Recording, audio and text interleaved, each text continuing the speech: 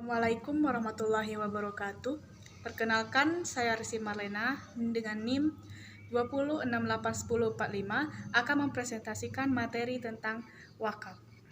Saya akan menjelaskan tentang konsep dasar lembaga wakaf. Wakaf adalah sebentuk instrumen unik yang berdasarkan fungsinya pada unsur kebajikan, kebaikan, dan persaudaraan.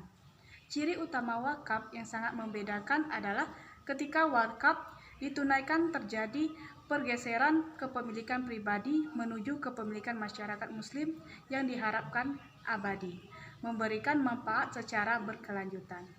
Badan Wakaf Indonesia atau disingkat dengan BWI adalah lembaga independen untuk mengembangkan perwakafan di Indonesia yang dibentuk berdasarkan Undang-Undang Nomor 41 Tahun 2004 tentang wakaf.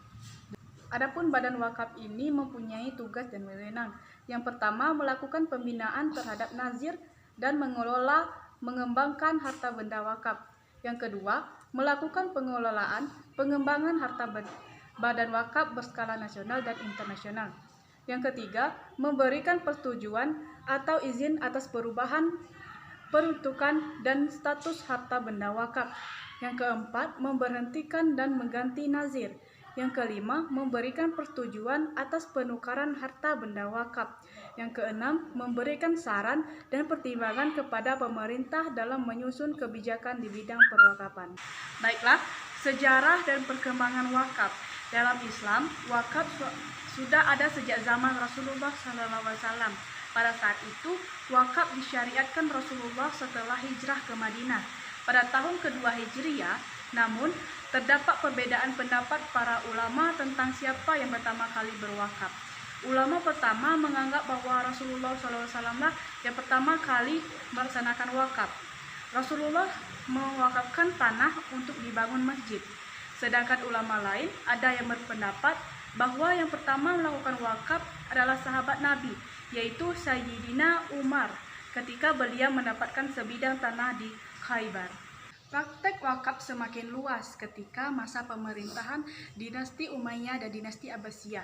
Bahkan perkembangan wakaf bisa dirasakan ketika wakaf tidak hanya diperuntukkan untuk orang fakir saja, melainkan wakaf bisa diproduktifkan, kemudian dibangun peradaban seperti membangun lembaga pendidikan, membayar gaji staf, gurunya, bahkan beasiswa untuk mahasiswa. Bahkan tidak tanggung-tanggung, wakaf bisa menjadi penopang untuk perekonomian sebuah negara. Sejarah perkembangan wakaf pada masa dinasti Makhluk adalah yang sangat pesat dan beraneka ragam. Apapun yang memberi manfaat pada masa itu boleh diwakafkan. Namun, yang paling banyak diwakafkan adalah tanah dan bangunan. Pada masa dinasti Makhluk, juga terdapat wakaf hamba sahaya yang diwakafkan budak untuk memelihara masjid dan madrasah. Harta benda wakaf dan pemanfaatannya. Benda wakaf adalah segala benda, baik benda bergerak atau tidak bergerak, yang memiliki daya tahan yang tidak hanya sekali pakai dan bernilai menurut ajaran Islam. Harta benda wakaf itu terdiri dari yang pertama benda tidak bergerak, benda bergerak selain uang, dan benda bergerak berupa uang.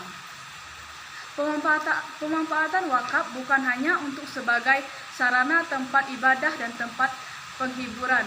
Dengan dikelola secara produktif dan profesional, harta wakaf berupa tanah maupun uang bisa membantu pemerintah dalam mengatasi kemiskinan dan bahkan mewujudkan kesejahteraan umum bukan hanya umat Islam. Kemudian Badan Wakaf Indonesia atau BWI. Badan Wakaf Indonesia merupakan badan bentukan pemerintah untuk melakukan pembinaan dan pengawasan nazir dan pengelolaan harta benda wakaf. Dalam Undang-Undang Wakaf ditetapkan bahwa Badan Wakaf Indonesia adalah lembaga yang berkedudukan sebagai media untuk memajukan dan mengembangkan perwakafan nasional. Dalam kepengurusan BWI terdiri atas Badan Pelaksanaan dan Dewan Perimbangan. Masing-masing dipimpin oleh satu orang ketua dan 2 orang wakil yang dipimpin oleh para anggota.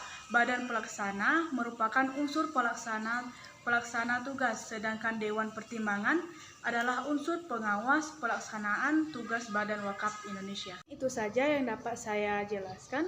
Mohon maaf jika terdapat kesalahan. Saya akhiri. Wassalamualaikum warahmatullahi wabarakatuh.